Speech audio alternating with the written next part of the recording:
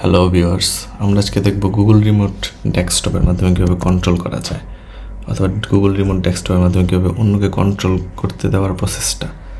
তো আমরা প্রথমে গুগলে যেয়ে সার্চ দেব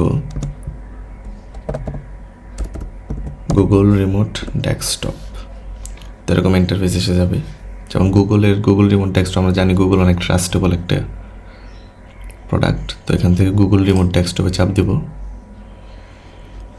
তারপরে যে রিমোট অ্যাক্সেস, তো এখান থেকে যদি আমরা এটাতে প্রেস করি তাহলে এটা এক্সটেনশন হিসেবে আমাদের এখানে সেট হয়ে যাবে। তো আমরা ক্রোমের বাহিরেও অ্যাপের দ্বারা কন্ট্রোল করতে পারবো অথবা কন্ট্রোল করতে দিতে পারবো।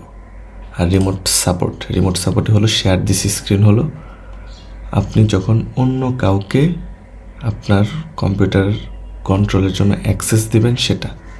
তো এখান থেকে এভাবে ডাউনলোড চাপ দিলে ডাউনলোড হবে। তারপর এখানে একটা কোড আসবে, কোড জেনারেটটা করে কোডটা এখানে পাঠিয়ে দিলেই সেই কোডটা অ্যাক্সেস কোডের এখানে বসিয়ে দেবে।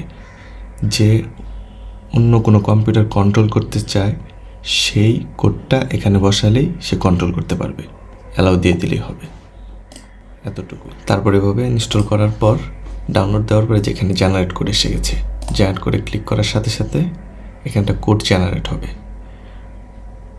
তারপর এই কোডটা এখানে কপি করে আপনি যাকে দেবেন তাকে পেস্ট করে পাঠিয়ে দিলেই সে এই কোডটাকে এখানে বসাবে। বসানোর পর কানেক্টে চাপ দিলেই কানেক্টের মতন হয়ে যাবে, এরকম দেখিয়ে। এতটুকুই, ধন্যবাদ।